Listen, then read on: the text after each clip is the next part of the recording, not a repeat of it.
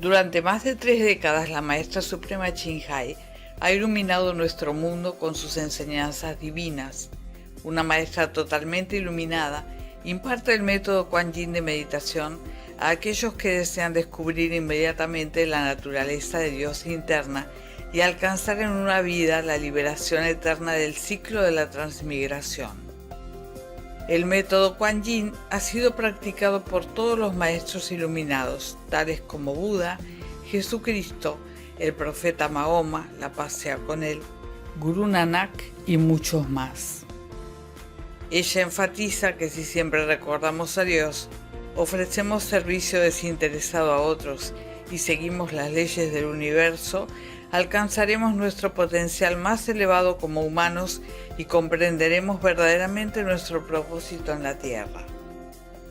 La Maestra Suprema Ching Hai es un extraordinario ejemplo viviente de compasión, enviando frecuentemente asistencia material y financiera, además de amor, a los refugiados, a los desamparados, a las víctimas de desastres naturales y a otros que necesitan ayuda.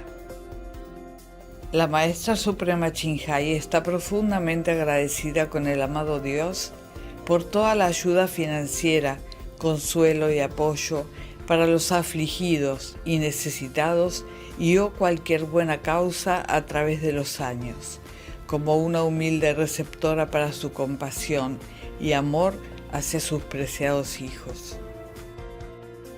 En el 2006, ella recibió el Premio Gusi de la Paz, considerado el Premio Nobel de la Paz de Oriente, y ha sido honrada a través de los años con otros numerosos premios y galardones por sus excepcionales obras filantrópicas y humanitarias.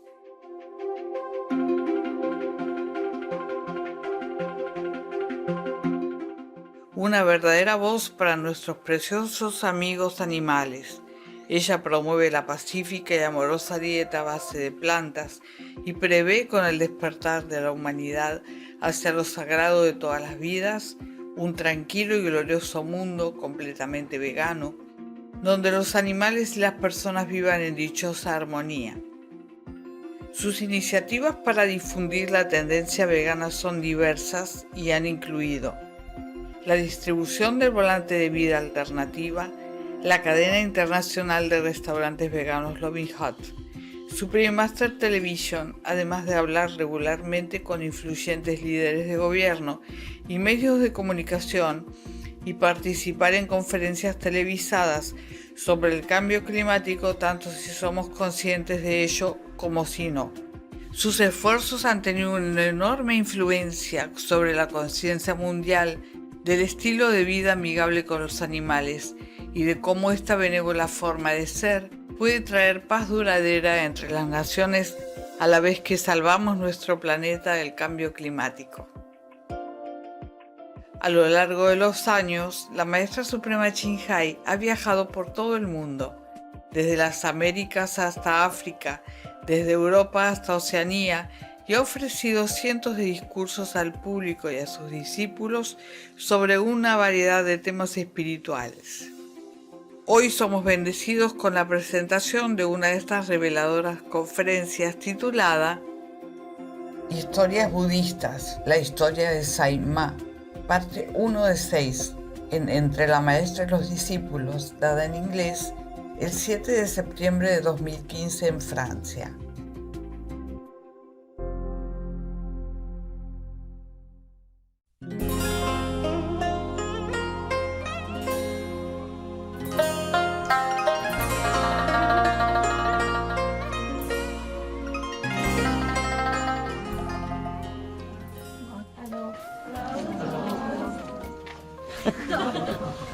Yeah. New people? New? Where from? Korea? Bangkok? It's me. Really? I can't recognize you. Where else? China, Taiwan? Guangzhou, Guangdong, Trung Taiwan? Guangzhou, Guangzhou? Florida, Florida? Korea. Korea? You understand English? Yes. Oh, good. Okay. If not, we have translation, huh? Okay. The Vietnamese are still here? Okay. Này, cái bài này là cái bài mà cho cụ già sớm sau vậy đó. Cảm ơn anh chàng kia nè, anh viết ra ở trong internet. Mà họ dịch bằng tiếng Anh, họ dịch qua tiếng Anh cũng hình như không biết ai dịch nữa. Tại vì ai muốn làm gì đó làm, tôi không kiểm soát được. Dịch tiếng Anh dở ẹt, cũng không dở gì lắm nhưng mà dở hơi ha, không có deep, ha. Translate không có deep, mất ý chừng.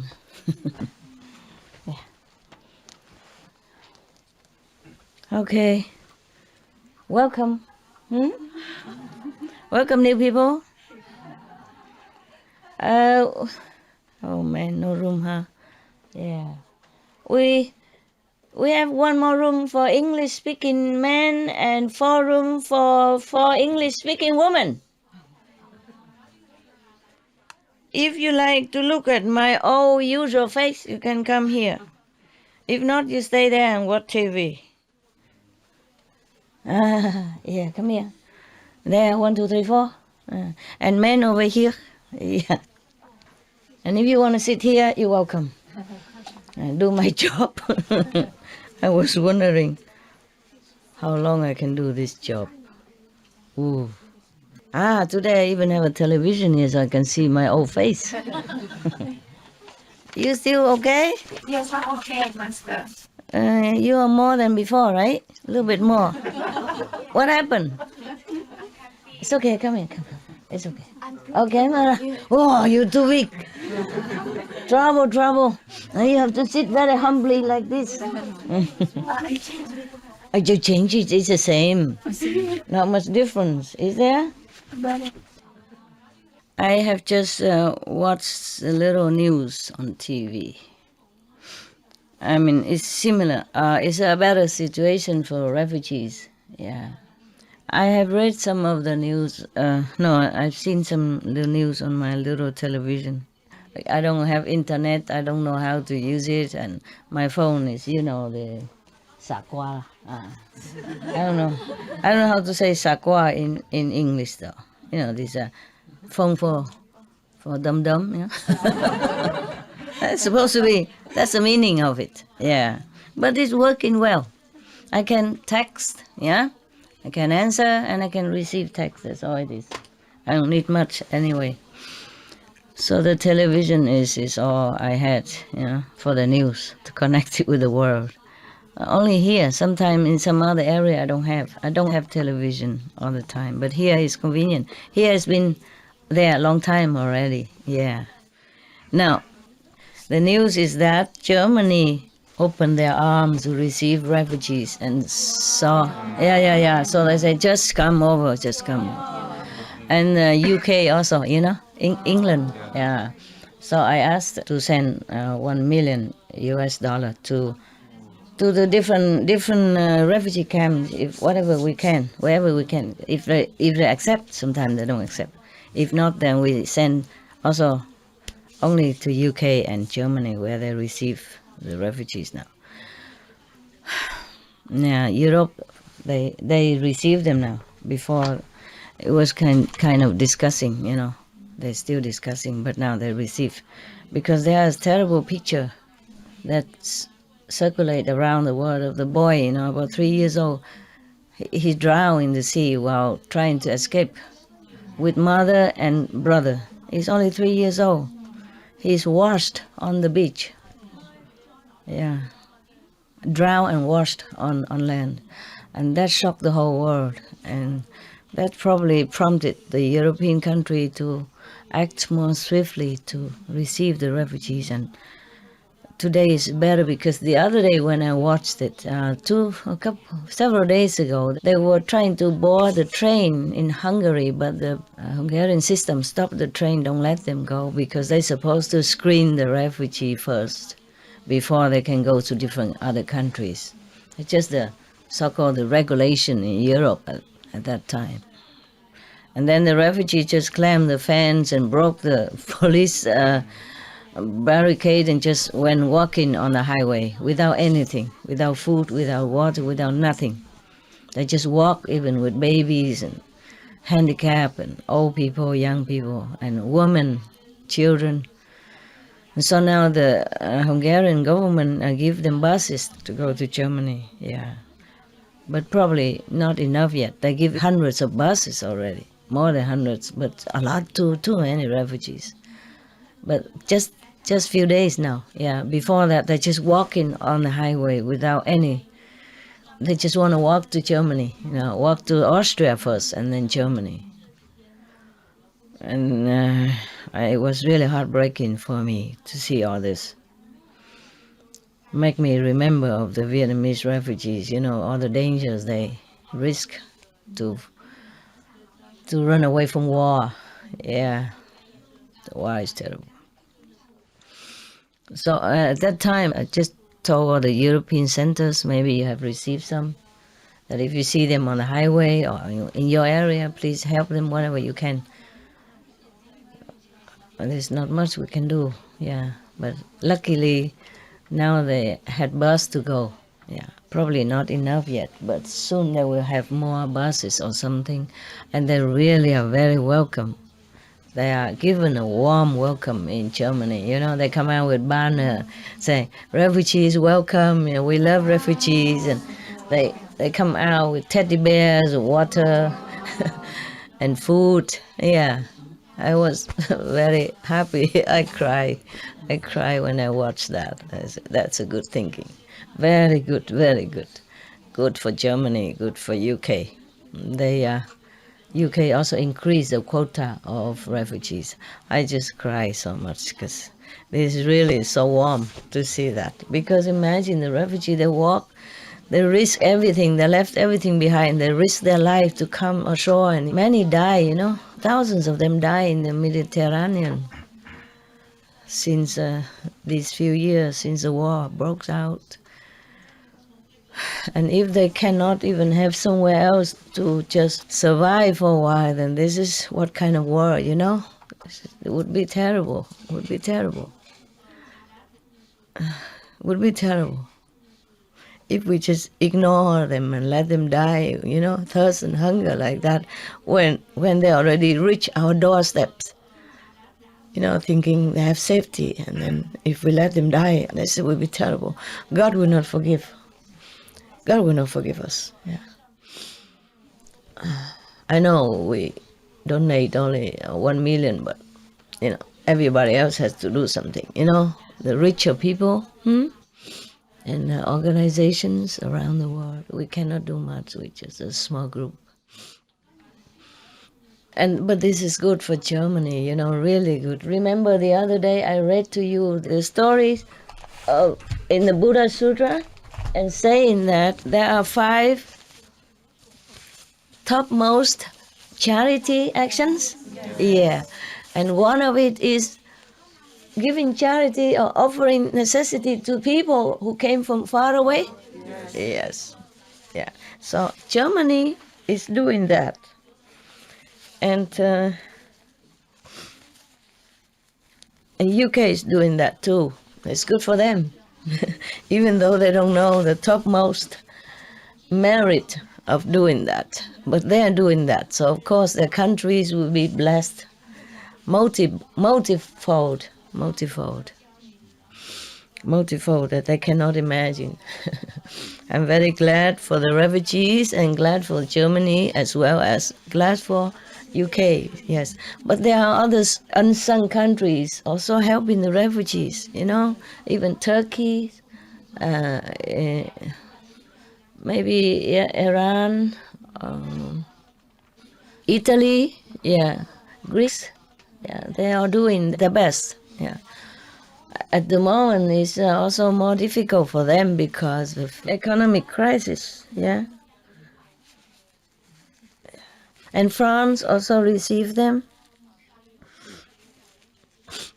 And oh my God, I just hope the war will finish soon, so that people don't have to leave their house and become like beggars in some strange land like that.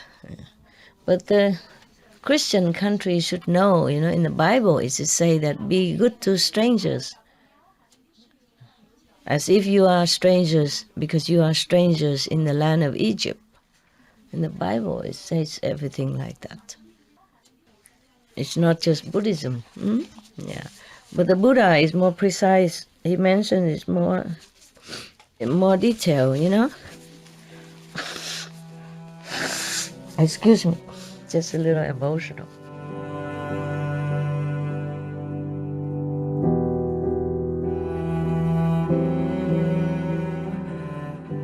I cry a lot already. In front of TV alone, I can't believe I cry again. It's all your fault. Because you're crying, you make me cry again. Yeah, today I'm crying of happiness because I'm happy for them, Otherwise, what can they do? They know nothing of Europe because of the war. They had to run. They have nothing. Most people have only just a pack, a backpack, and some people don't have nothing, just the clothes on their body. That's it. They must have been very desperate that they even send their babies, their children, on leaking and a shaky boat to cross the sea and to risk their lives like that. If you see the little boy, 3 years old, wash ashore and with his face down the sand, his shoes still on, his clothes still on, you cannot help but thinking, this is a terrible world.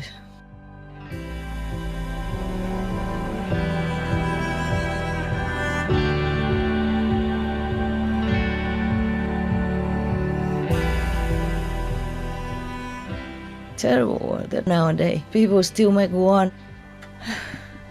All the masters have come down for decades and eons to teach people how to be good to each other, be charitable, be loving and kind. But this is how some are treating each other. It's terrible. It's terrible. We cannot call ourselves human. We cannot think that we're humans if we keep doing this. Already killing all the animals and then now killing people. It's terrible. Okay then. The people in the next room, is it too noisy for you because of the translation? Is it okay? Yes. All right. I'm sorry, the house is small, but you're welcome to leave. You're welcome to suffer or you're welcome to leave. Actually, you don't suffer, do you? No. Are you happy still? Yes. Very good. Happy? Happy. Man happy? Woman happy? Yes. Okay. Yes, you better be happy. Because this is all you got. Okay? Even when I bought this house, I was thinking European people can come, when once a while, when they're fed up with city life, with a smoking car and, and noise. So they can come here. I have big garden. They can camp sometimes. But then I think now that was a crazy idea. That was many years ago, Now European also bigger. I don't think my garden is enough even for one city group, huh? One center. My garden is shaking already, thinking, Master, what are you saying? So scared. Please, you know everything, Master, don't do this. And then they don't know that you're coming. They didn't know. Yeah. Yeah, anyway. We're okay, aren't we, yeah? Yes. Yeah, think of the refugees. How lucky we still are, no? Yes. Yeah. I always thought of the refugees in the war-ravaged country all the time. All the time. Not just today, yesterday, and the day before, but all the time. Even when I bought this house, I was thinking European people can come, when once a while, when they're fed up with city life, with the smoking car and noise, so they can come here. I have big garden, they can camp sometimes. But then I think now that was a crazy idea. That was many years ago, Now European also bigger. I don't think my garden is enough even for one city, group, huh? One center. My garden is shaking already, thinking, Master, what are you saying? So scared. Please, you know everything, Master, don't do this. And then they don't know that you're coming. They didn't know. Yeah. Yeah, anyway, we're okay, aren't we, yeah?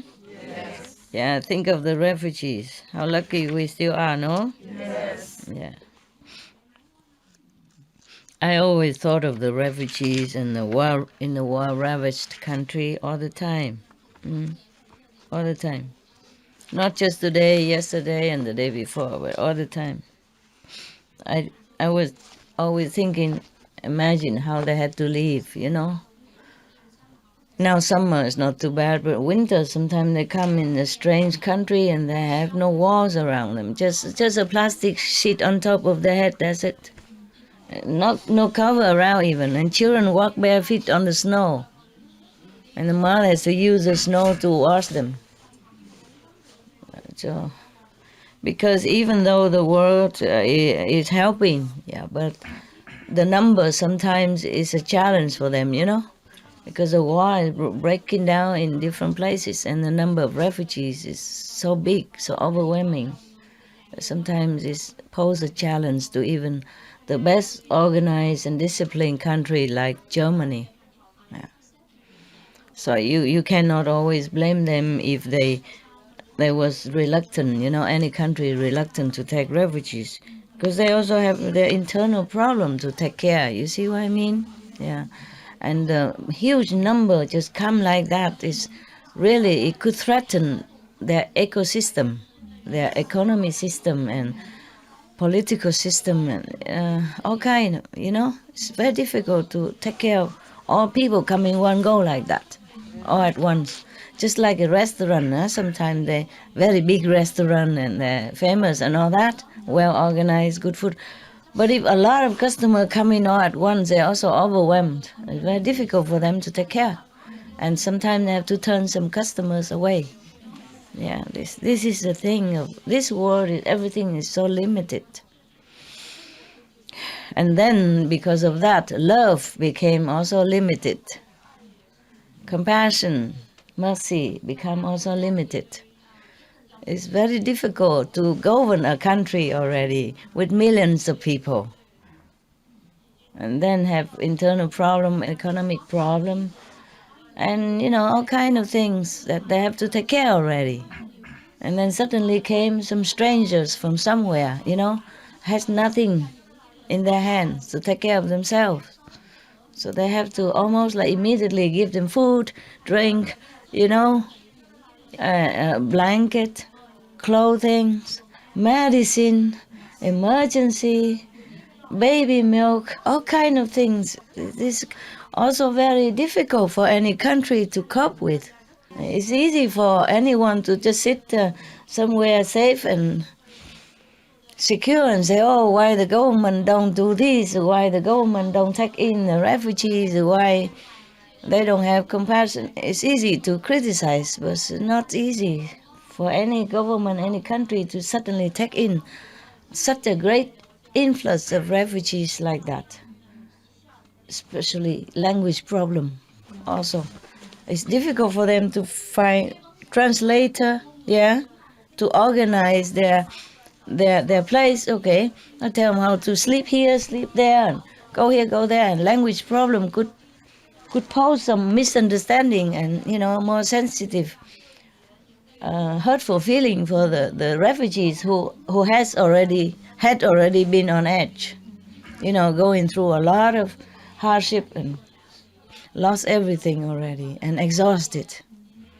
Yeah, from hunger, thirst, and tiredness of walking and hiding and, escaping. It's really terrible world. The whole world is so bad. Yeah. And then if our diplomatic fail, then some government even has to resort to military actions, then will be more war, bigger war, more war. There'll be more people die and more trouble, more suffering, more pain, more sorrow, more destruction, and then more rebuilding. Cause also before the war, during the war, and after the war. Yeah. On SMTV, I told them to air the cost of war. You've seen some of that, yeah. Wars in the world, the costs. Not included are emotional, psychological, physical, and spiritual damage for people, children, and future generations.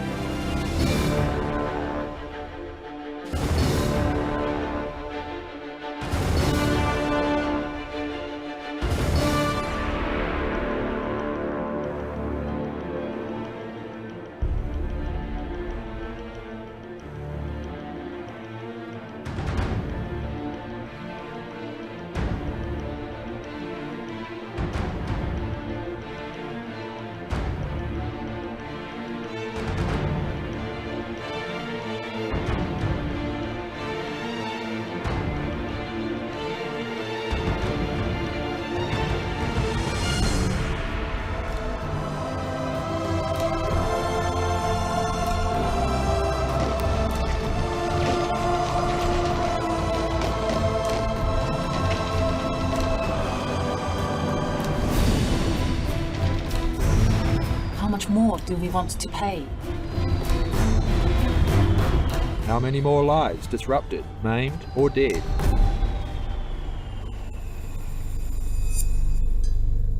How much more loss and suffering do we want to see? How much do we want peace?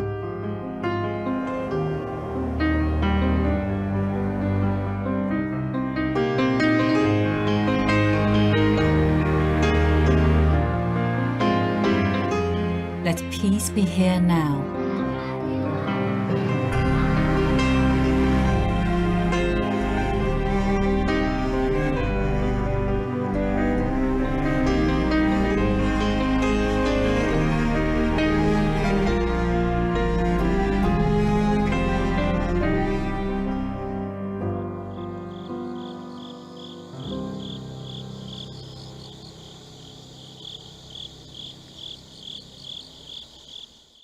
Not just humans' life, but economy.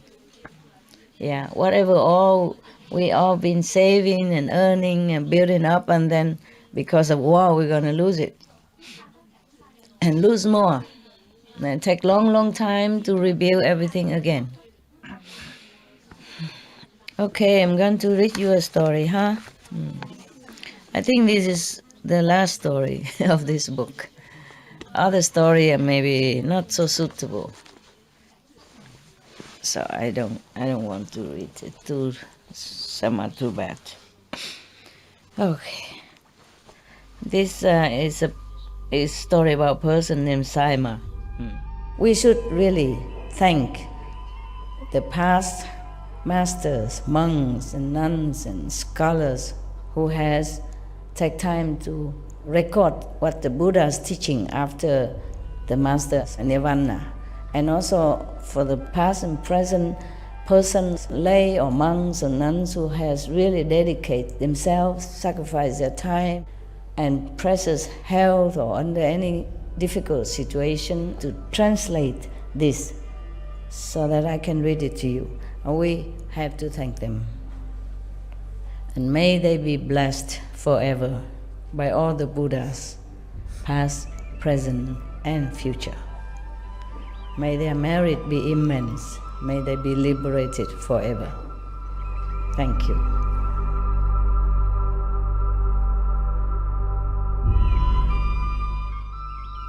According to Buddhism and the believer and the tradition, when you read sutra and all that, you have to put on incense, flower, and bow to the sutra first and thank all the Buddhas and Bodhisattva in 10 directions, all respectfully, before you read it, okay?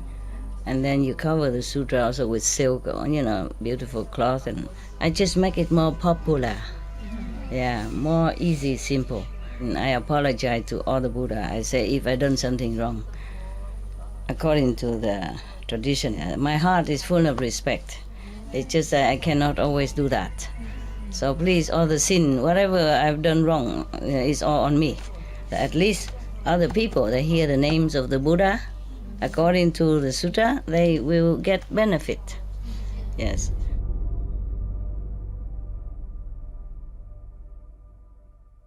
Thus I have heard. So this is supposed to be a true story from Anand, who has heard it and recorded in his brain computer and recited for the assembly to write down. And now we enjoy this. So we thank all the Buddhas, Bodhisattva, and the one who wrote it, and thanks Anand specially.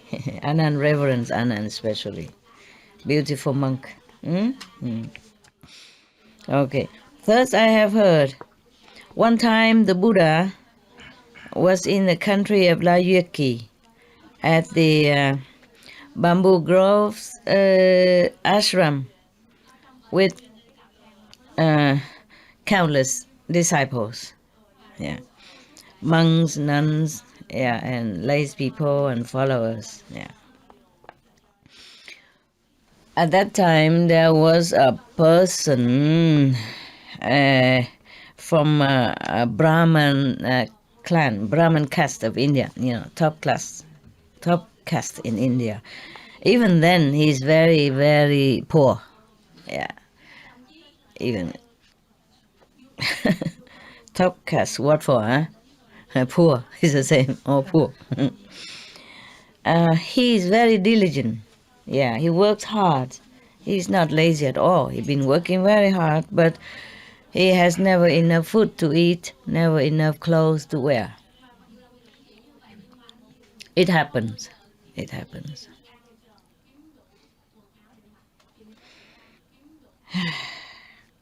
It happens. I knew that.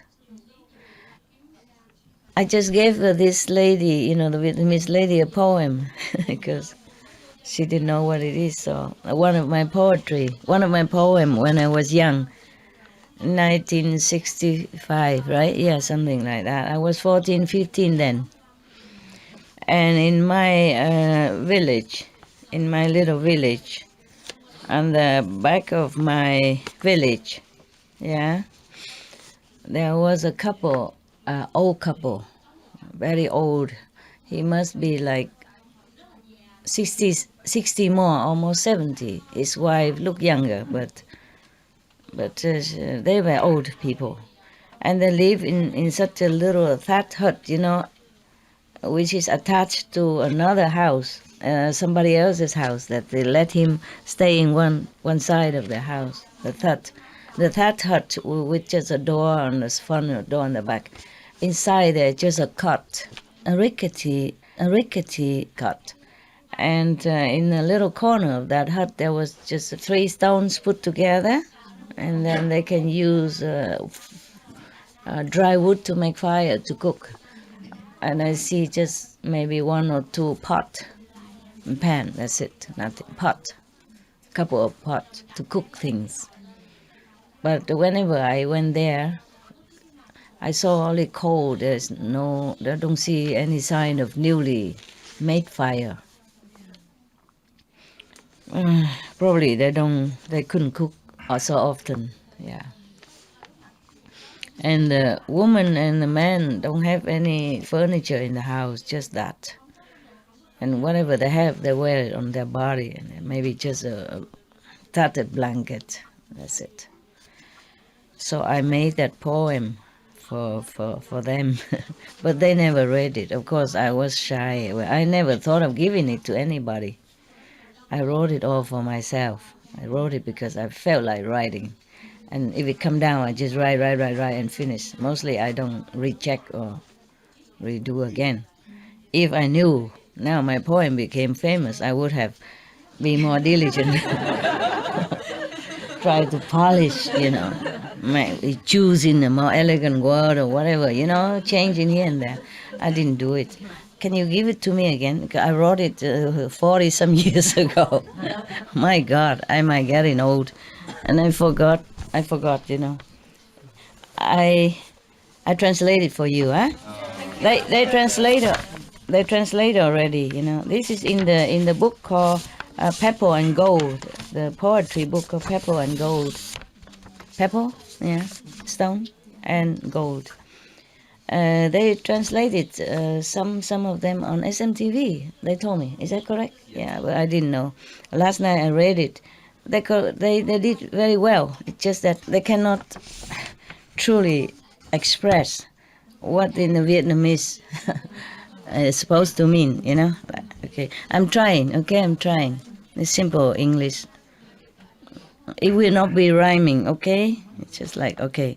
I probably do it one by one, but there are some I cannot. I don't know how. Okay. Even the bamboos and the banana bush, the banana tree, banana bush, banana, huh? No, not tree. It's not a tree. It's not a bush. What is it? Huh? Never mind. Even the bamboo and the banana beside the house are graced with the heaven and earth blessing. So they are lushful and green. How come I am, as a human, lack of everything? The blanket's not warm, not enough to keep warm, and eating in the morning might not have in the evening, might not have meal again in the evening. The 2 old people, as if the 2 shadows, 2 desolated shadow or lonely shadow, something like that, yeah. Living on the edge of society, meaning they're not counted in, almost like that. I felt like they are just casted out. So they're living on the edge, right, of the society, and like holding on to each other to pass day by day, to pass the time, to pass the day. Yeah. The thatch hut is a rickety, I say, no? It's a shaky. Yeah? Rickety? Yes, a rickety, with rickety pole and shanty a wall. Yeah, very sharpy. And the cooking place, yeah, It's just covered with cold ashes. For many days has not been reignited. Yeah. Whatever value is here, whatever left over is just a one-string music instrument, old one-string music instrument. That's a special in Vietnamese instrument, old, ancient. Yeah. And I am playing Ting Ting Tang, melancholy tune of ancient time, an ancient melancholy tune. Yeah. I wrote it for him. His name is Shah, 1965. Yeah. It happened. This person, how come there's another one here? Okay. This person that I wrote the poem for, he was very diligent. Just now I read to you that this person is very poor, but he has been very diligent. He worked hard. This person in this poem, Mr. Shah here, Shah, is very diligent too. I saw him, whoever called him, he immediately run. He kind of handyman, but not in modern time. He will lose job. Over there, he's like man the thatch hut, the thatch roof, installing a new pole, bamboo pole or something like that, trim the trees, bring in wood to people. But he's almost blind already, and he's so old already, still working very hard. So it really could happen to people like that. Not like they are lazy or anything. It really could happen. But he played very beautifully. One time he came to fix something for my aunt's house. My house is here, my aunt's house is there. My grandmother lived in the middle. We also in simple house. It's nothing luxury or nothing like this even. And one time he went there and he fixed something, and then he brought, I don't know, maybe my aunt asked him or something. Or he just wanted to offer it because my aunt was kind to him. My aunt was, she owns a jewelry shop. Yeah, her sons and working to make jewelry, gold and stuff like that. Yeah.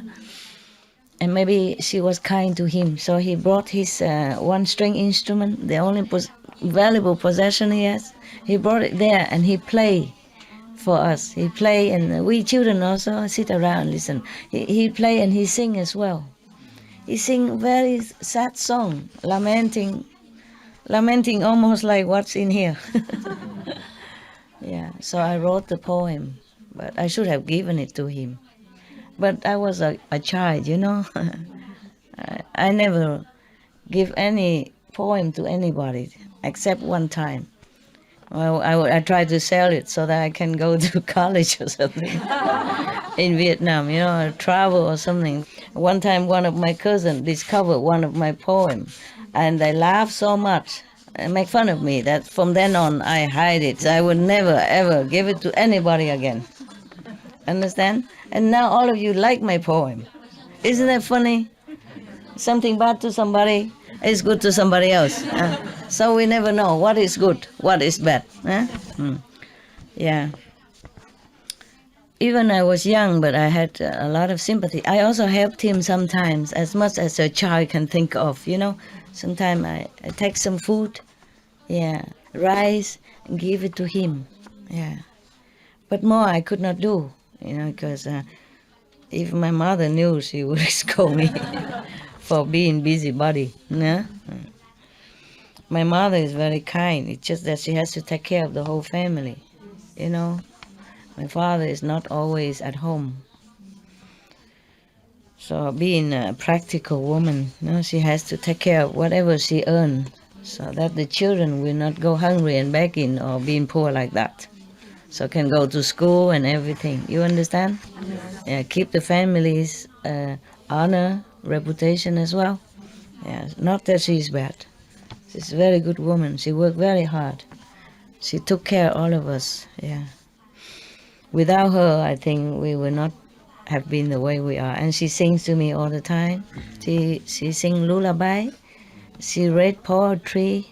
She sings poetry. Yeah, maybe I inherit that. So I made poetry since I was 7 already. Yeah, there are some I made at 8, 9, 10, but I lost them. I don't remember. And one of it, I think one of the neighbors stole it. I asked for it back. He said it's his. I said, no, it's mine. I wrote it. I knew it.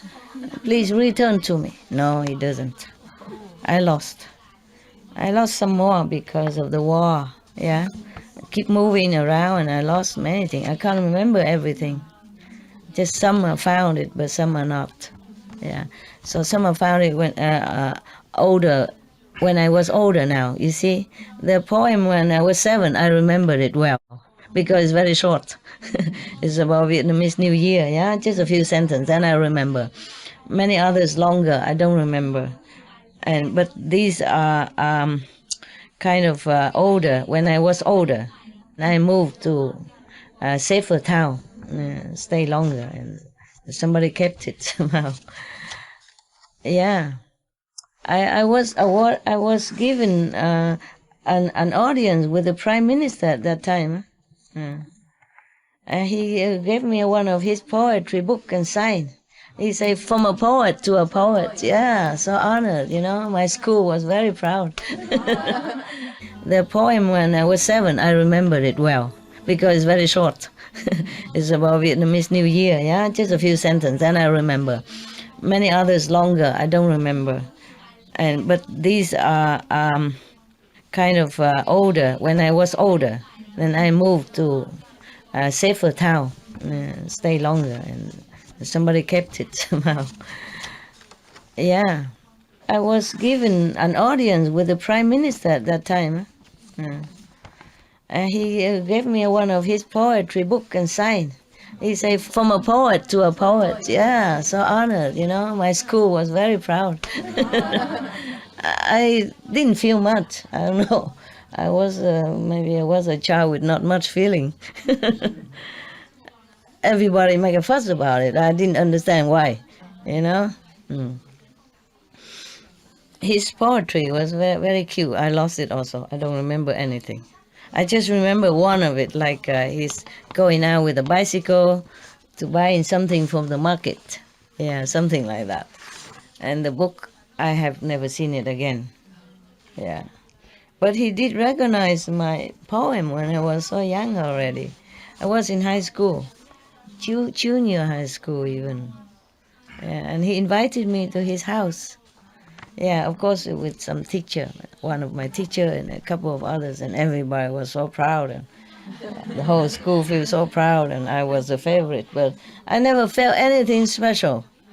I wonder why.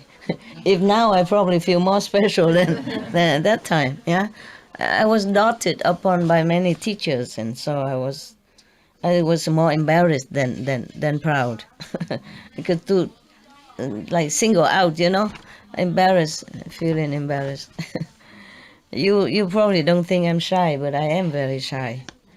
I mean, in the spiritual matter, maybe I'm not, yeah?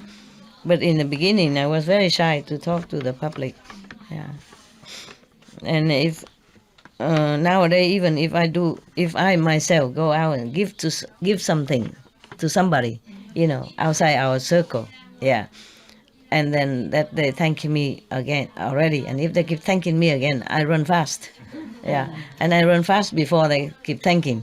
I feel embarrassed, you know, like staying there to make, I don't know, make a big deal or something. So if I gave a big sum or something, then I disappear very quick.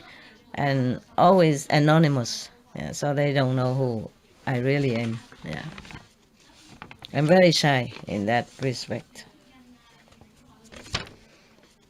But I have been always helping people ever since I was young. One time I also didn't have much money, but one lady, old lady, she saw me dressing a little bit, you know, decent. She came and begged me for some money so she can have a ticket to go home. I gave her all I had at that time. And she knelt in front of me and kissed my hand and said, "My God, you are like a saint." She told me that. I was so embarrassed. I said, "Ma, please don't, please. I just give what I give. I just give what I hope is enough." She said, "Oh, it's more than enough.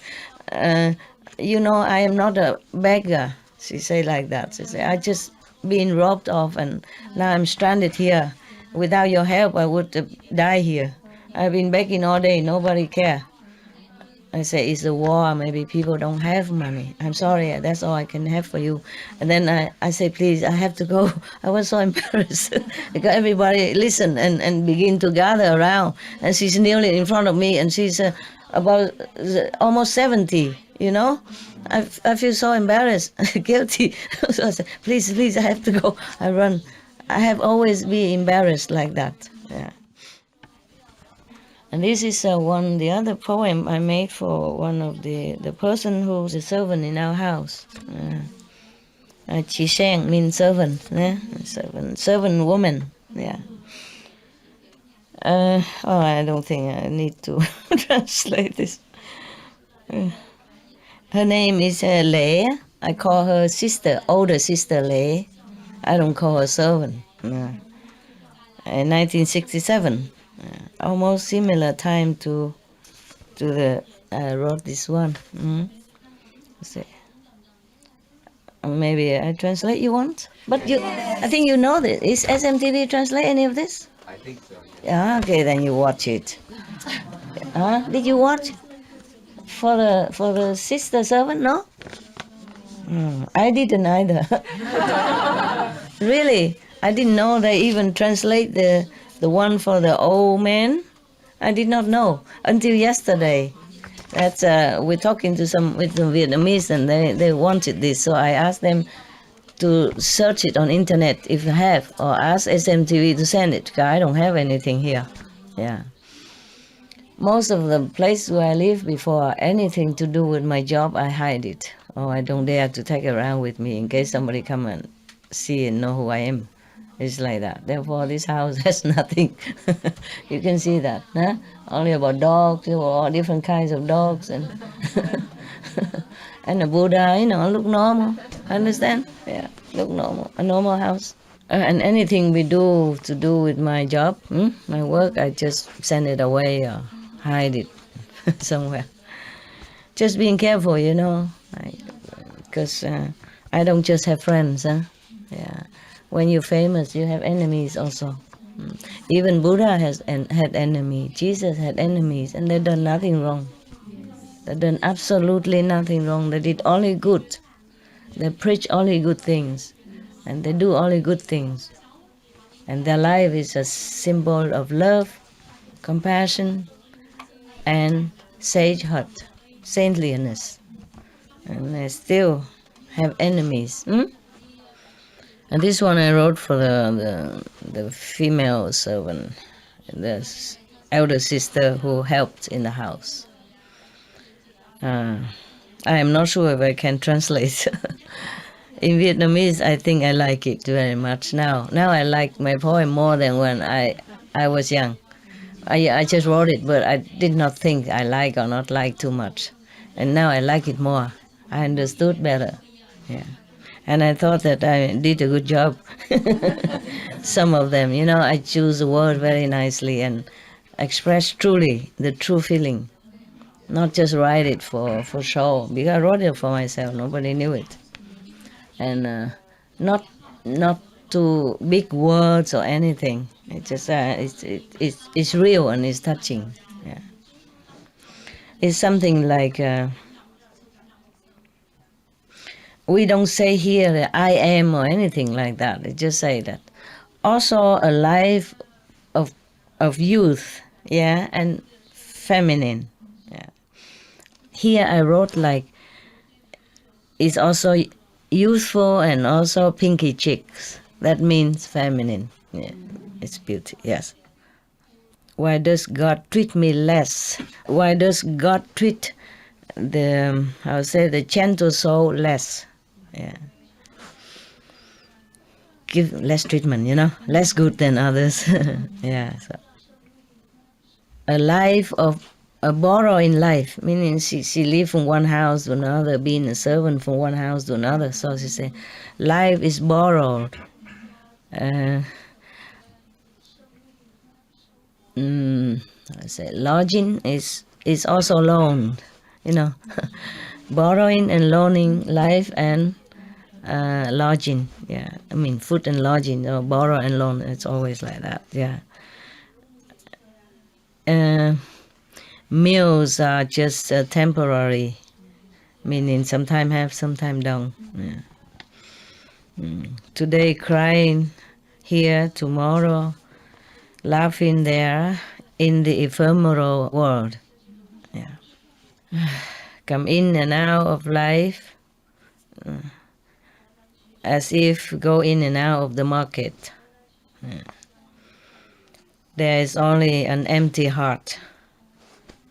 And even then, it seems, how you say, crazy? No. Like, lunatic is too much. It's just like confused, okay? Yeah. Even such an empty heart still get confused, yeah. But I look at her differently. So this is my comment, the last one. Everybody thinks she's like that, okay? She's just loaning for sleeping area, borrowing food, yeah, temporary meals here and there, and sometimes she laughs, sometimes she cries for no reason, and come in and out like a guest of this ephemeral world, like a supermarket customers.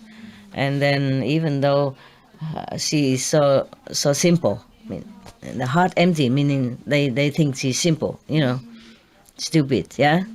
And then, even then, is crazy as well.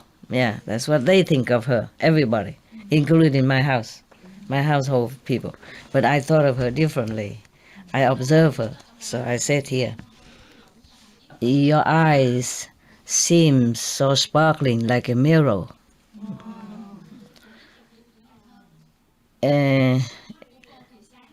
You are faking crazy and stupid to pass your time, right? That's what I said. But in Vietnamese, it's nicer. It's very rhyming, Cũng kiếp thanh xuân cũng má hường, sao người khuyết đãi kẻ hiền lương. You see that rhyming? Yeah. Sống vay ở mượn cơm áo tạm, khóc đó cười đây nẻo vô thường. It's very philosophical. Ra vào cõi sống như cửa chợ, có chút lòng không cũng dại cuồng. Nhìn người mắt sáng như gương, hay là giả ngố giả ngương qua ngày. I think she's faking just to pass time. It's not my writing, so don't keep it on the altar or something. Somebody else wrote it for you, your brother, okay? Yeah. All right. Huh? In Vietnamese, it's deeper. Translation is cannot peel off this layer of language war. Oh my God, we went to Vietnam. We're supposed to stay in India. Huh? Okay, we go back to Vietnam. Okay, I go back to India now. This person, an old Brahmin. Brahmin caste supposed to be top. The most prestigious caste in India. But doesn't matter. There are still poor people under any caste. Therefore, he has been very diligent. He worked hard, but he has never enough clothes to wear or enough food to eat. Yeah. One time, he asked one of the people he knew around him,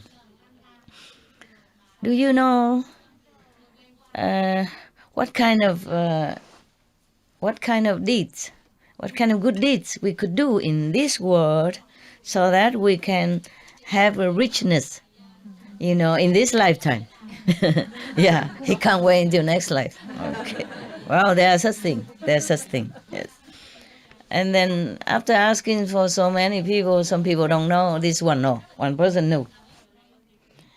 All right, so this person he knew. He told this poor Brahmin first, You don't know? Now the Buddha is in the world, yeah, and he's making benefit. He's giving benefit to everybody, yeah, because of his presence and his blessing. Not only that, he has 4 great disciples, monk, yeah. Number 1, Mahakashipa. Number 2, not like number as order, but Mahakashipa and Maudgalayana and Sariputra and Analut. Probably Analua, something like that. Okay. These 4 gentle saints, yes, they love and have compassion for poor people. And all they do is just bless a lot of people. Bless them, especially the suffering ones. Yeah.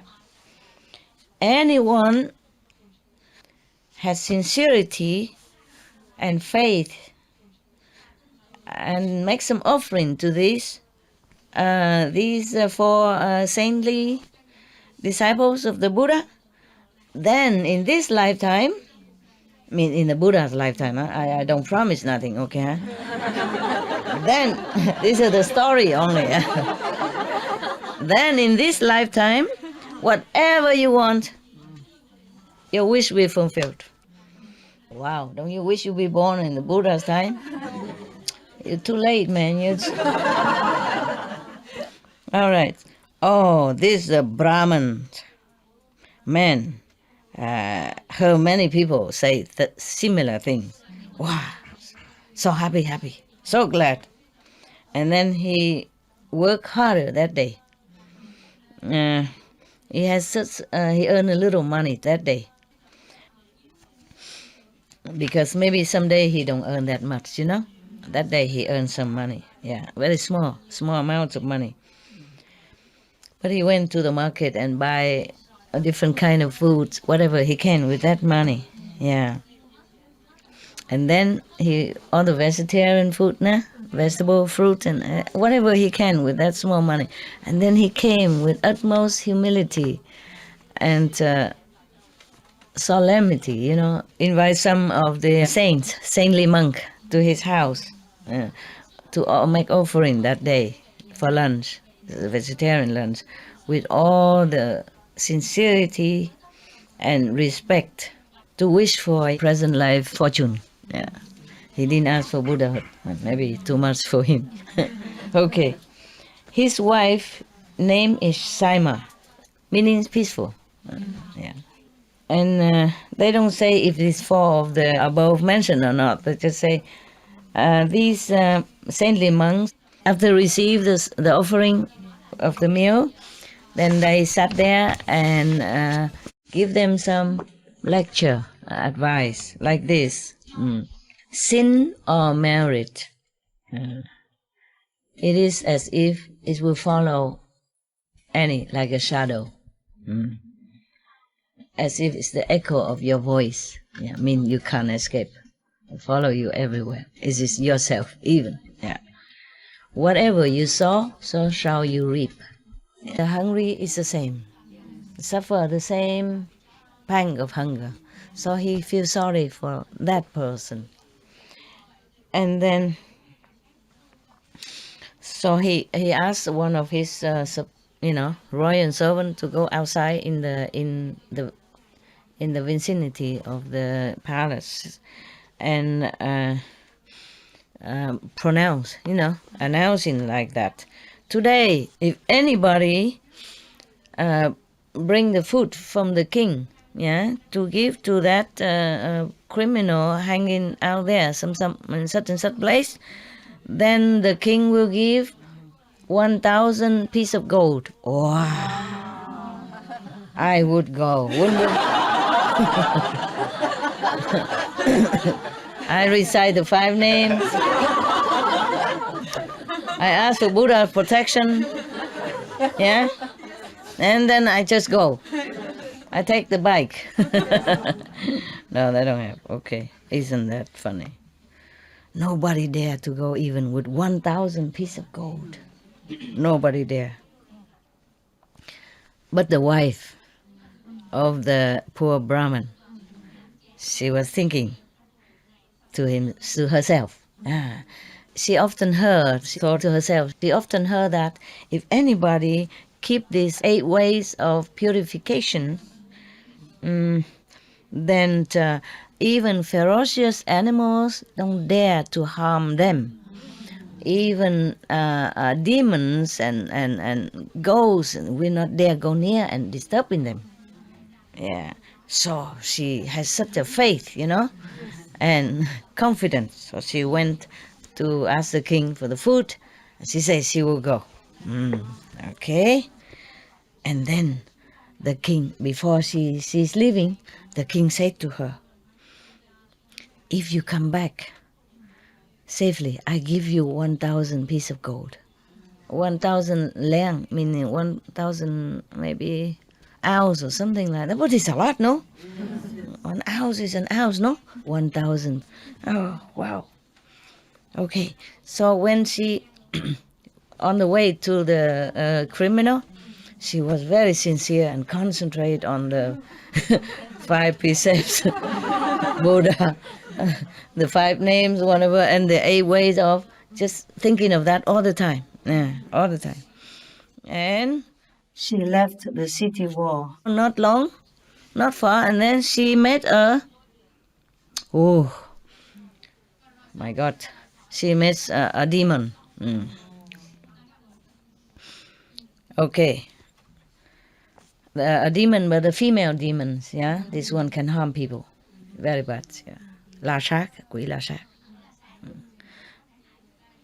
I don't know what's the Quỷ La Shak in English. Probably they only have this in India. They don't have in England. I don't know. I never heard of the name Quỷ La Shak in Vietnam, in England before. So probably they don't have it. All right. Her name is Lamba. And at that time, she just gave birth to 500 little demons. Yeah. Is there another name for demons? Huh? No. Yeah. And at that time, she was very hungry. Of course, after giving birth to 500 demons, imagine how hungry she has been. Tired and hungry. And bad mood, no? Oh, when she saw Miss Sai Ma coming toward, she wanted to jump to her, catch her and eat. Yeah, but because Sai Ma already is already a vegetarian, yeah, or maybe vegan even. Let's say vegan, yeah. Okay. Yeah, because they're so poor. How can they buy any cheese to eat?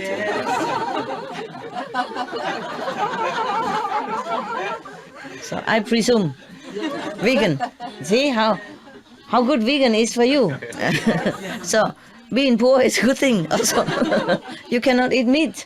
You can't. Yeah? And maybe rarely. Huh? Okay, so now the demon didn't dare, They were scared, so scared of her. I didn't dare to touch her. And then the demon asked her, but in a polite tone now, because knowing she's a saintly person, following the saintly way now. So she asked her, elder sister, like 师姐, elder sister, where are you going? Do you have some food for me? Can you share some with me? Can you give me a little bit? And she gave, Sai Ma took some of the food for the criminal and gave it to her. Yeah. It's very little, but because the demon, they also have some power, So it's okay, feel good. Eat a little bit and use some, a little bit and use some power to multiply to make it much. So she feels satisfied. Yeah. And then, so the demon was happy. Now, in Buddhist liturgy, meaning offering to the ghost, you have some kind of mantra when you recite it. And you throw just some water, some drops of water in your hand. I can do it, just I don't do it anymore. And then they and then a little bit of food, just this, and it's multiply a lot. And thousands of ghosts, hungry ghosts, can be satisfied with that. Yeah. I used to do that when I was in a temple, and so many of them coming. Yeah, that even one of the ghost busters, she was so scared. She's scared. She ran up to my room at night. She came up and she said, "No, I don't dare stay down there." I said, "What's the difference? It's the same house." You think the ghosts cannot come up? So they say, she said, no, they don't dare, because here you have many Buddhas and Bodhisattvas, meaning enlightened masters and from the past, and also a lot of angels. They don't dare come up here. Yeah. Later, she became one of my disciples, the ghost buster who is afraid of ghosts. Later, she visited me also. It's not just her alone. There were several of them together. They are a group of so-called white witch, They do exorcisms and all that, casting ghosts and, driving demon away. But they were so scared because too many, a lot of number of them. Even though the temple was small, I was keeping the temple for some monk, and I had to do it while he's not there. Then later she visited me in in my mountain place in Taiwan. It's the same stuff happened again. She's so scared. She said, "It goes everywhere, and how can you live here?" I said, "They do nothing to me. Why are you afraid?" You're supposed to make the ghost afraid. Why are you afraid of the ghost? Caught you. Gotcha. Gotcha. Yeah. Because the altar, is downstairs, yeah, and it's a big hall. Sometimes the abbot invites his disciple to come meditate and all that. Yeah, and that's where the Buddhas, and that's where we do the mantra to feed the hungry ghosts as well. So, and nearby there's a room, and I gave it to them as a guest room. Oh, they don't dare sleep. The both of them running up to my room. My room's so small already. I say, "Hey, there's no room here." I say, "Okay, we sit outside on the corridor," and they all sit together. "How can you live here alone?" I said, "I had no choice. I don't have friends like you. I don't have a husband. Whom should I live with?" It's a temple, and I'm a nun. What do you think I live? Whom do you think I should live with? It's so funny. I say, "You are not afraid?" I say, "No, humans are more scary than ghosts." They're more afraid of humans than ghosts. Ghosts, they don't do nothing to me. So I said, "Don't worry, ghosts, they don't do nothing." But they didn't trust me still. They still hang around, Yeah, I think they're still alive now in New York, maybe older now. No, cannot be that old. Cannot be. About my age or more or less. Cannot be. And they found me all by themselves. At that time, I was just a small, humble nun cleaning toilet and bathroom every day and cooking for people in the temple. Nobody knew me. I didn't even know myself. I didn't know who I was. Yeah. And then they found it because some some angel or something tell them. They also have their inner master, Yeah, different. Tell them that they should come to so-and-so address. Yeah, and then find such and such person. And she'll give you initiation. And you'll be a better, spiritually better, yeah. So they found me. I didn't even know anybody in that city. I'm New York, I just stay in the temple. That's it. I knew nothing except the nearby supermarket. Yeah, when I have to go and buy things to come home, cook for people, cook for the people in the temple. But at that time, nobody there. Yeah. When the abbot is there, then people come, but if not, then nobody there. So only me there alone. Yeah. And then they found it. The first time they ever knew the temple exists. Yeah. They found the address and they told me everything like that, and they said I have to give them initiation. My God, at that time I didn't know I didn't know anything about that. Okay? But since they have told me with all that sincerity, they couldn't tell lie. You know, if they want to go there, they would find the abode if they're Buddhists. You know, if they knew anything, then he is more famous than I. You know, he has disciples there, you know, not too many, but about hundreds or something. And he went lecture in different universities sometimes. And if anybody famous is he. I only stick in the temple, cleaning the bathroom, and do cooking, you know, nothing else, not going anywhere. He never took me anywhere. And none of his disciples knew who I am or what I do anyway, just a small nun, that's it, okay? So they knew exactly the address, and they knew my name.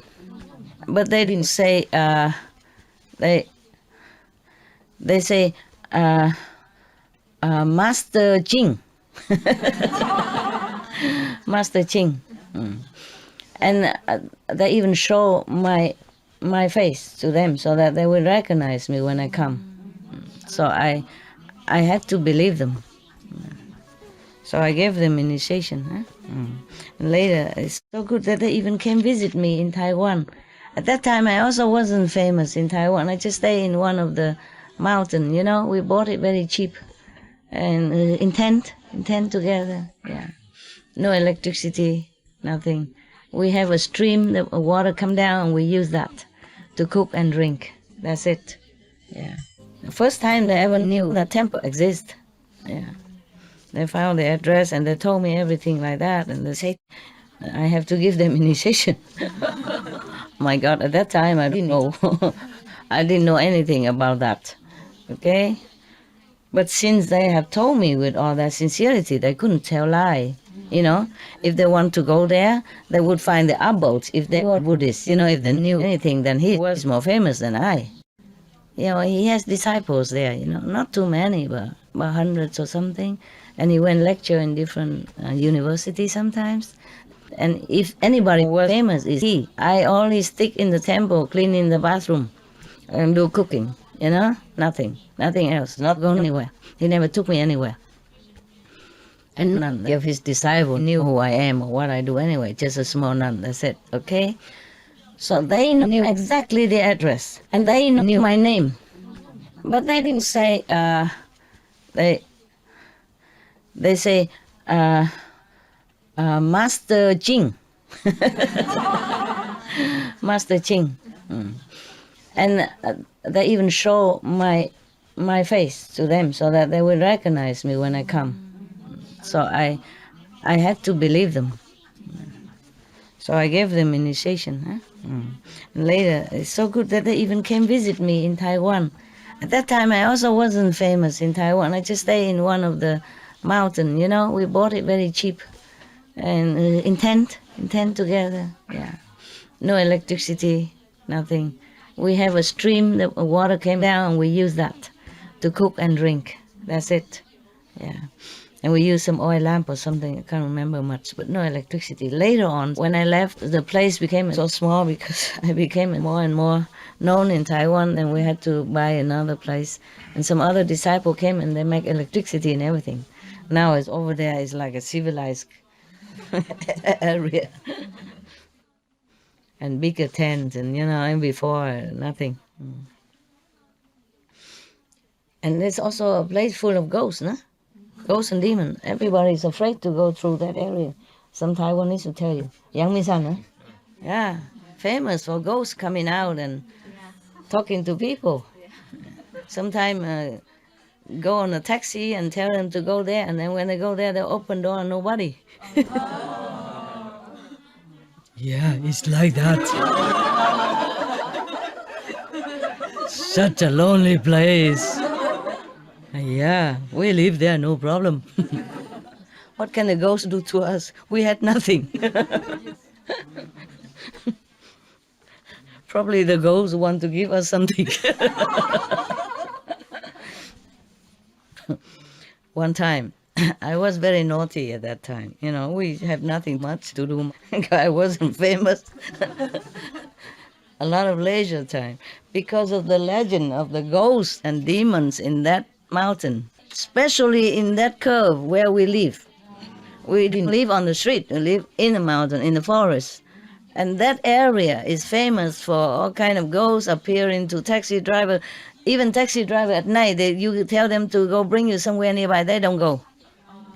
Yeah, because sometimes the customer giving them money and later come out, there's nothing there, just paper. Understand? So the taxi driver don't go there. Yeah, but we live there like no man's land, like nothing in the universe. They own the whole mountain. Thank God, because nobody can bother us. Somebody sell me a piece of land cheap. I had only that much money. Thank God. Okay, we buy it. Because we didn't have anywhere to go. We didn't have any house. But a lot of people come and be my monks and nuns already. I had nothing. We have to share clothes, really, like that. So nobody can bother us at all. That's why we were safe there, We didn't know anything. We have nowhere to go. We own the land, we leave. So what, Okay, it's so funny. Why do I tell you about this? What was it before? Huh? You were mischievous when you were young. You were... Okay. We were very playful, We were happy kids. I was young, they were all young and come out of school, nothing to do. And we just have fun, It's cold, but it's okay. We try our best to keep warm. One time, because of the legend of the ghosts and demons of that area, so one time one of the monks came home late, So I schemed with the other nuns and monks. We scare them today. For fun, And at that time, one of the monks or nuns, they have little electrical talent, So somehow we have a small generator. And we have some small, very small, light, light bulbs. It's about 5 watts. At that time, we don't have that these echo bulb. 5 watt is the minimum that we can have, and it glow like these fireflies. So small, but better than nothing. So already okay. So we hang it somewhere, Make it feel warmer. But that's all we had. Okay, can't do much more than that. Nothing else. Okay then. And then so we said today we scare the whatever out of them. So at that time I wear a long dress, long. So we hang it on a piece, a stick of bamboo, very long bamboo, and then a coat hang. My sleeve is long and big, white. Yeah. You remember old picture? We hang it on a coat hanger, and then we tie it on a long stick of bamboo, and we put it behind the bush, and we move it up and down. When the person came back, and we make noise, like.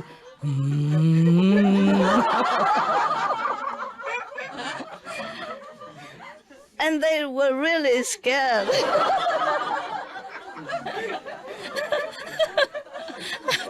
And then we all jump out and laugh at their expense, what fun. It was naughty, but fun. Okay. And then you know what? That night, the ghosts play us. All these little firefly bulbs keep blinking. Blink, blink, blink, blink. Sometimes blink long, sometimes blink short, sometimes don't blink, sometimes blink all night long. And then later I come out and say, okay, enough, my God. We just plug it out or something, Everybody got scared.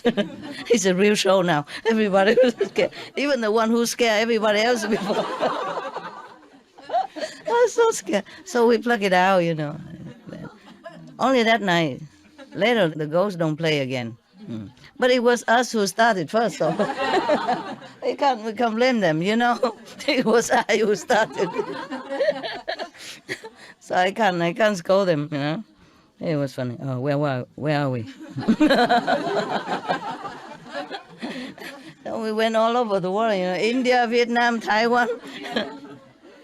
Go back 30 years back, Okay, where are we now? Okay, that's it. Okay. And then, okay, the Sai Ma lady gave the demons, the flesh-eating demons, some of the food that she carried. Yeah, and then she felt satisfied. And then she asked, elder sister, what is your name? Because the respect now, she knew in the first question already respectful because she knew this person is not to mess with, huh? She's a disciple of the Buddha, already vegan. And 5 precepts, nah? Oh, cannot touch her. Yeah. Even then, you see demons, they have respect for practitioners. If you really a good practitioner, keep the precepts. No one can touch you, truly. Yeah. I mean, no ghost, no demon dare to touch you. They have to respect you. Even then, huh? Yeah, you see, the universe has karmic law. But if you want to get out of that, you have to be good. Yeah. Then even the ghosts and all that will respect you and protect you as well. All right, then, elder sister, what's your name? And she said, my name is Sai Ma. And the demon was kind of very pleasant. Yeah. I told her, today I have given birth to many children. It is all going smoothly. It is because of your grace, your blessing. Probably because she practiced nearby, and of course, the blessing affected. Or it's just polite talk. I don't know. Okay. It's also because of your grace that I'm still alive today. Probably because she gives some food. Or maybe the blessing of the practitioners. Okay. And also I can hear your good name. In my house, I have 2 golden axe, probably used to chop people, but golden. I will use it to repay your debt, your kindness. Yes, when you return through this way, please go to my house so I can give it to you. Wow, immediately rich. And then so the Sai Ma was also very polite, say, yes, elder sister is so kind, I will remember. When I come back, I will pass by. So the lady demon asked again, but where is elder sister going right now? So Sai Ma said, very, very politely, nah? Yes. Almost like, ma'am, I'm going there to bring food to a criminal who's been tied up in a pole in such and such area. Yeah. Oh, and the demon said, oh, I also have a younger sister over there. Imagine. Her name is Alamba. Yeah. Her name is Lamba. The younger sister is Alamba. Lamba. Can you please tell her my greeting? Yeah, bring my greeting and tell her that I have just give birth to 500 children, and all of us are very healthy and happy. Okay. So Sai Ma went, also passed by this younger demon and told her thus. And Alamba, the younger demon's sister, also very happy after she heard the news and said, what is your name, elder sister? And Sai Ma said, oh, younger sister named Sai Ma, polite. Both call each other elder sister, yeah. And then the younger demon was happy, glad, joyful, and said to her, oh, my sister gave birth to so many children, but all happy and healthy. Yeah. Your name also very auspicious. Yeah. And my house has two golden eggs. Yeah. I will give it to you as a present. When you return, please come to my house so I can give it to you. Demon has house. So rich, huh? Oh, how come do I have to catch people and eat? Well, don't go out and buy food, nah? Okay, but this kind of demons sometimes they like people's flesh, you know? It's not because of money. Just like some human, just like, beefsteak and don't like any other thing, yeah? Okay, so Sai Ma said, oh, this is so precious. Of course, if you're so generous, I will remember that when I come back, when I return, I will come to your house. And the young demon asked, but where is elder sister going now? So she said, dear elder sister, I obey the king's order to bring some food to the criminals who are being tied up in such and such area. Yeah. And then the Alamba demon say, oh, I also have a brother. Don't say brother or sister, I don't know. It says brother. Just I have a younger, sibling. Live near there. Name is Fanaki, nearby. Please carry my greeting, to my younger sibling. Very good. I have another 2 golden eggs, I think. Sai Ma, say goodbye. Say goodbye to the... But in Vietnam, Ma means ghost. And demon, quỷ, ma quỷ, so they're together. No wonder they say your name is so auspicious. Sai Ma mean ghost. The name is mean ghost. Ma, yeah. Like Maya. Okay, yeah. So this one is demon, that one is ghost. So they say, oh, your name is very good. Auspicious. Okay. All right. So she said goodbye to the younger demon and went to see the younger sibling, Fanaki, and then also transfer the greeting, the regards from the elder demon. Yeah. So from the both elderly demon. Okay. And then also saying that the first sister gave birth to 500 demons, little demons. Yeah. And both, mother and children are very healthy, wonderful. Okay. Oh, this one here, that's both sister healthy and have new nephew and Denise. And 500 Denise and the nephews all happy. So joyful. And he said, what is your name? I said, my name is Sai Ma. Oh, your name is very auspicious. I guess why auspicious? Ma mean ghost. I mean they can kill a lot of people to eat or something. I don't know why. Why so auspicious? Probably it's in Indian. In Sanskrit name is auspicious. Okay. Oh, your name is very auspicious. And then now I heard that 2 of my sister are healthy and have peace and have children. Oh, this is excellent. I have 2 golden eggs in my house. I would like to give it to you as present. Could you please come to my house when you return on this way? Oh, excellent. Oh, you are so kind.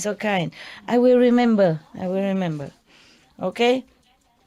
So Sai Ma said goodbye to the last demon, the youngest, and then went on her way. After a while, she found where the criminal was bound, and then give the food and drink to him and said, the king gives you this food and drink. Yeah, please take it to ease your hunger and thirst. He was so happy. Yeah. And then thank you, all that. So Sai Ma returned home on the way. Took six golden eggs. Yeah. What kind of demon is that? Huh? Eat people, chop it, and have to use golden eggs. Oh God. So demon is not all poor, huh? They're better than many humans, no? Yeah, it's just that they had to eat humans. But mostly they eat only the bad ones, the one who has no merit, no worth to live anymore, no worthy to be human. But if they already became disciples of some master, practice, and keep the 5 precepts, even just one day, you see that? And then, even just one day, same day, and they already has such a merit and become rich like that. Okay, she went on the way, took 6 golden eggs, went to the king, got 1,000 pieces of gold. Oh.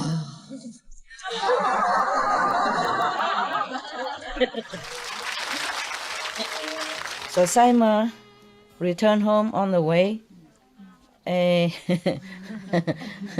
took 6 golden eggs. Yeah.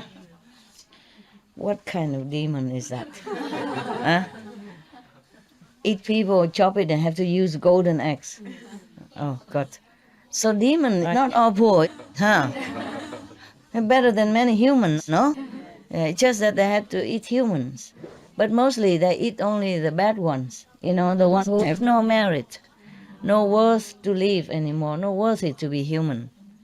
But if they already became disciples of some master, practice, and keep the 5 precepts, even just one day, you see that? And then, even just one day, same day, and they already has such a merit and become rich like that. Okay, she went on the way, took 6 golden eggs, went to the king, got 1,000 pieces of gold. Oh.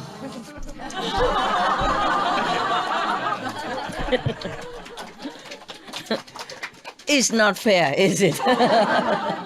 And you keep 5 precepts with your master, and you don't have any eggs, any golden eggs at all. Huh? Come here, have to sit on the floor like this.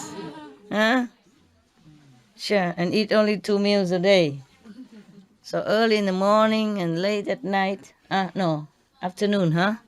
But you okay? Did you lose some weight? Lose some weight? No? You cheat? You eat in the middle or midnight? Huh? Mid-noon and midnight as well? You're supposed to eat only 8 o'clock in the morning and then 4 o'clock again in the afternoon. But there's something in between. We don't say. Huh? We don't say anything, right? I gave you some chocolate. Did you get? Okay. That's all we have, huh? Just for fun. Okay. You can share with whoever helps you. All right. I don't have a lot, okay? Would you like some maybe cakes or something? Cheesecakes or something? Would you like that? Yes. I don't have any.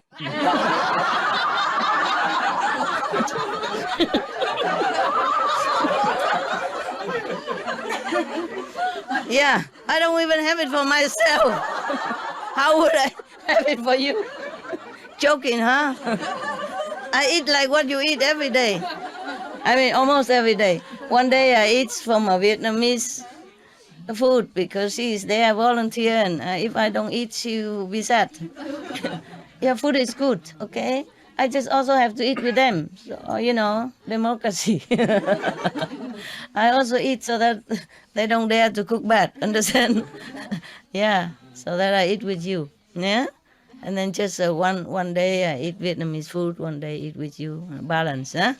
Yeah. So if I don't have cheesecake, why do you think? Why do you think you would have it? Huh? Dreaming, yeah? Practitioner. Asceticism. Ascetic, huh?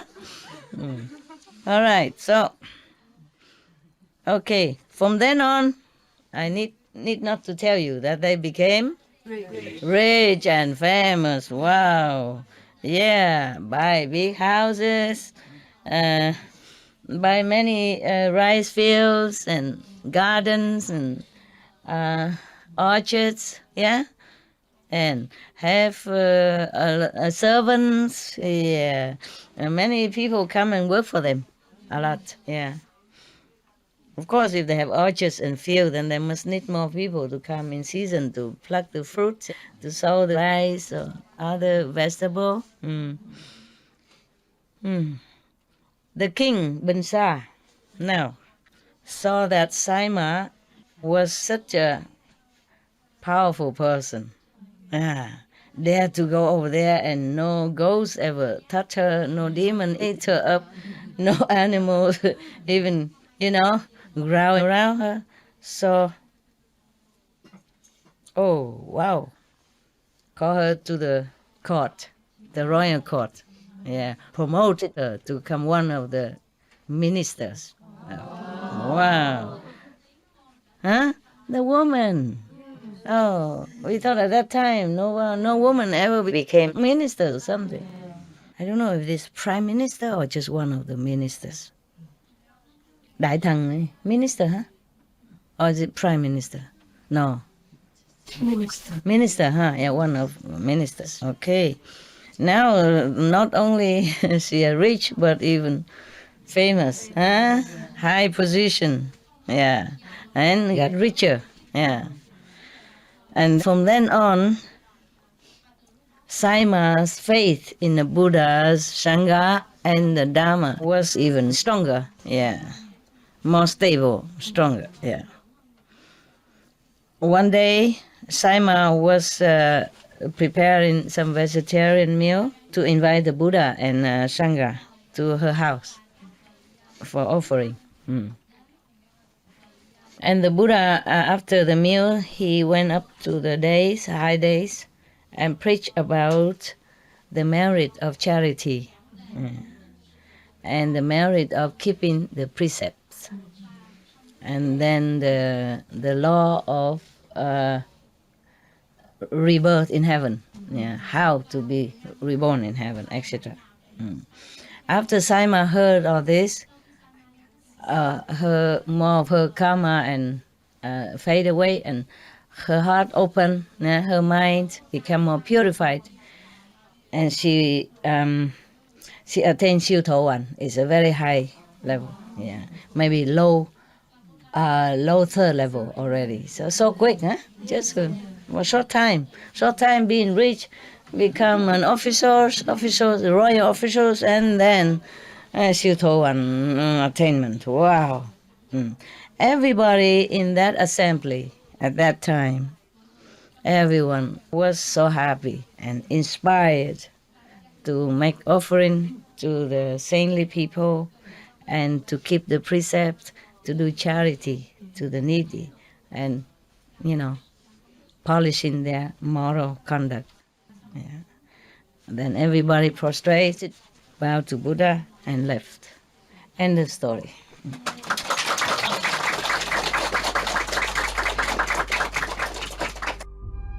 We should really thank the past masters, monks and nuns and scholars who have taken time to record what the Buddha is teaching after the master's nirvana, and also for the past and present persons, lay or monks or nuns who have really dedicated themselves, sacrificed their time and precious health or under any difficult situation to translate this so that I can read it to you. We have to thank them.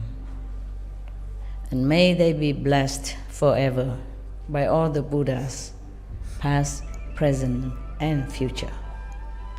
May their merit be immense. May they be liberated forever. Thank you.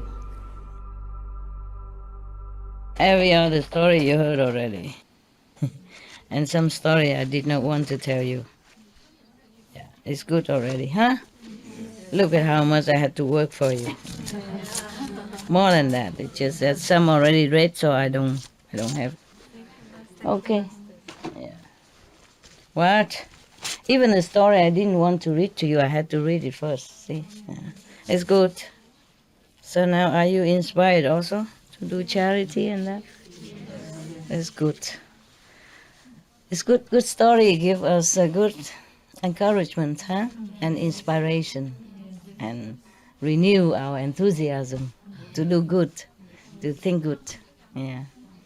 and to do good thing, good, and speaking good things, positive. All right, huh? Yeah. Are you happy? Yes. Yeah, I hope so. I don't know if I can come every day. I may come every day at night to meditate, but I don't know if I come every day to give lecture, huh? You all know already. A lot of stuff. Huh? At least you're happy, no? Somebody posted somewhere that everybody can see, okay, huh? Don't know where. Kitchen, huh?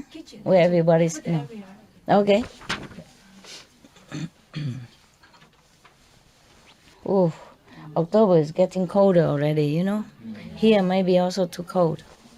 So we only stay here until September. It's maybe almost like end of September. And then after that we should stop for a while, huh? Maybe too cold for you. I don't want you to get sick. So the end of September is already begin. It's still bearable now, huh? It's still good, cool. But later will be very cold. So we cannot have people here. I'm sorry, how do I have people here? We don't have room.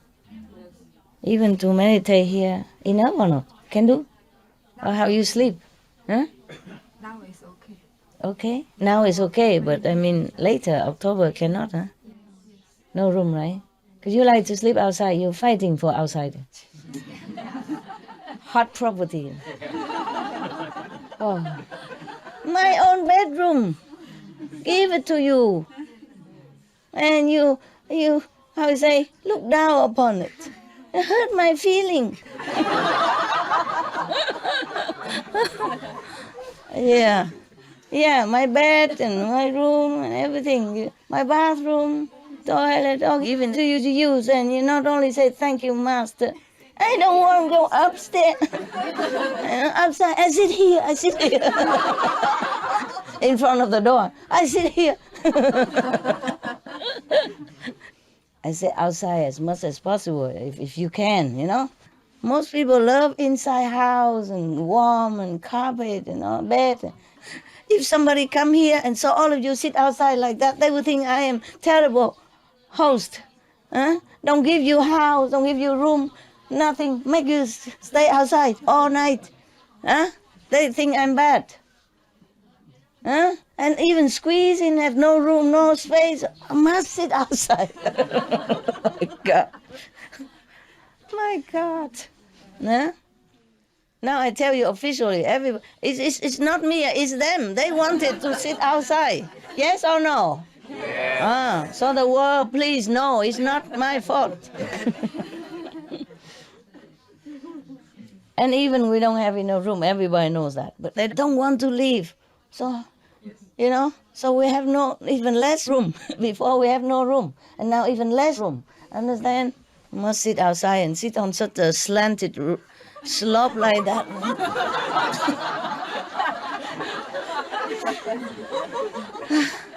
Even to walk up is difficult already. Sit on.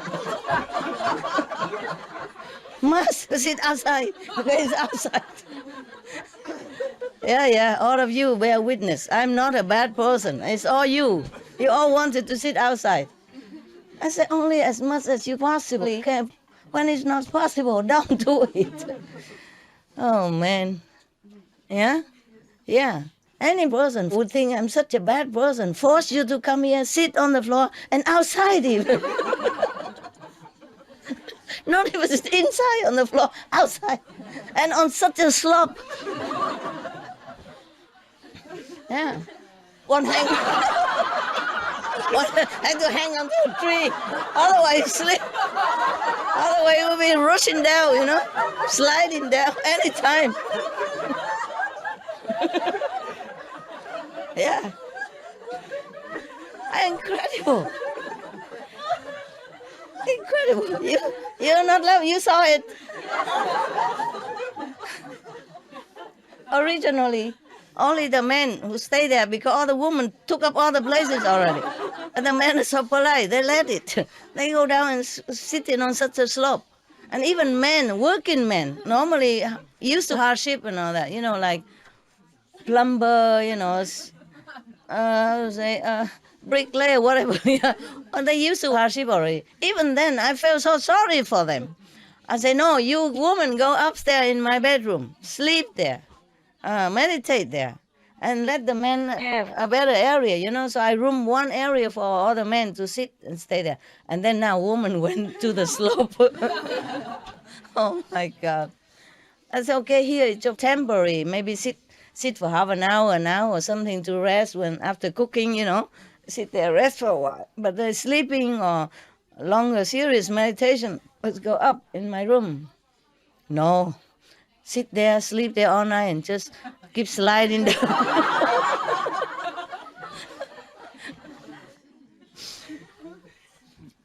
Yeah. One leg cross, one leg. So I don't go down. One and holding onto the tree or something. Incredible, my God. Yeah. Don't even have room to sit. Sit next to the tap and all that. Yeah, look poorer than the the person in the story. Yeah, person in the story, at least they have a hut, you know.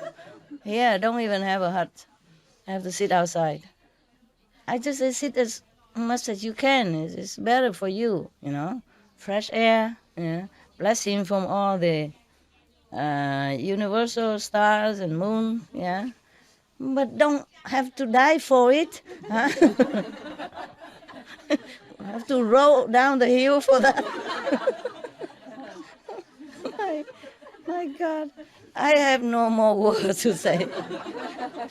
I told them, okay, if you want to sit here, the woman, you know, in the kitchen, is if you want to sit here for a while, okay, and then you have to go up to sleep. Don't worry, the cold and keep sliding down to the kitchen again. All day work in the kitchen already, still want to slide down there. I don't know how you sit like that. Yeah. One time I asked him, man, he sleep there, you know, the French guy. Can you sleep like that? He said, yes, there's a technique, master.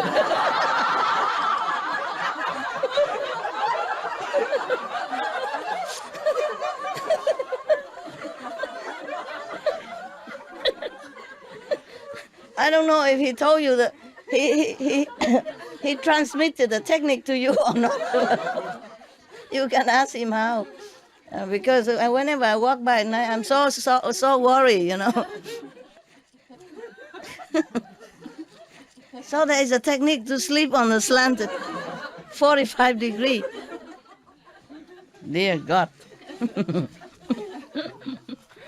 Immense. All right. So you sit there, you sleep there at your own risk, okay? Don't go home and tell people it's master. Yeah, and then I got blamed for everything.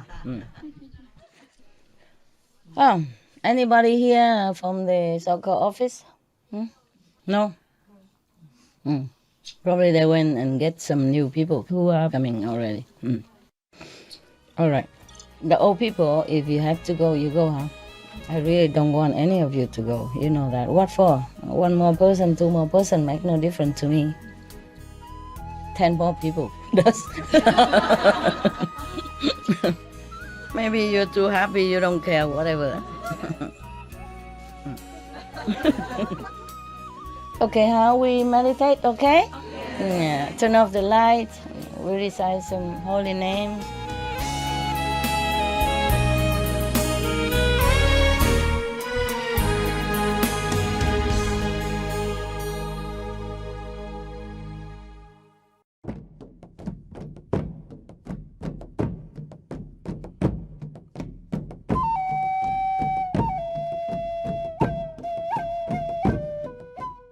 Cheerful viewers, thank you for joining us for today's program entitled Buddhist Stories, The Story of Sai Ma, Part 6 of 6, on Between Master and Disciples. May heavenly love light up your lives and bring you ever closer to the divine. Our programs offer many languages. Please visit suprememastertv.com/schedule and suprememastertv.com/BMD. Nos programmes offrent plusieurs langues. Veuillez visiter suprememastertv.com/schedule et suprememastertv.com/BMD.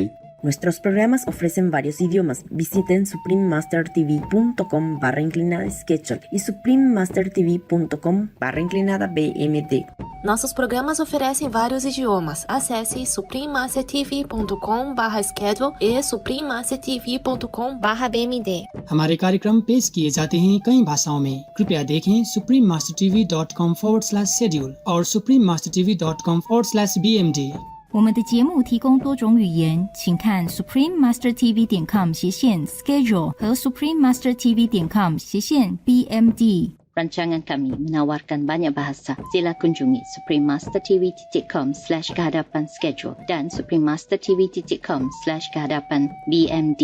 برامجنا متوفرة بالعديد من اللغات. يرجى زيارة suprememastertv.com/schedule و suprememastertv.com/BMD. Наши программы предлагают много языков. Пожалуйста, посмотрите suprememastertv.com/schedule и suprememastertv.com/BMD. 저희 방송은 다양한 언어를 제공합니다. 다음을 참고하세요. suprememastertv.com/schedule 그리고 suprememastertv.com/BMD